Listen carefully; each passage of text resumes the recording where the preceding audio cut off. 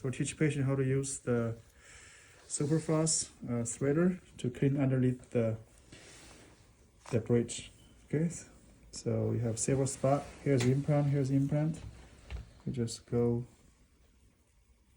underneath that. Then grab for another side. Use the fluffy side to clean. Then you have almost here, like that. Okay? Mm-hmm. So you do this for between every 2 single implants. Another one's here.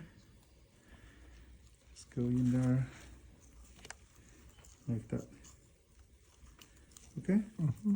Right, so we do this for pretty much all the other implants. Another one's 1, 2, 3. 1, 2, 3, another one's here. So we save the space for all the gingival embrasure to clean.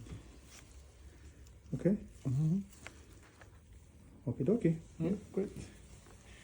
All right.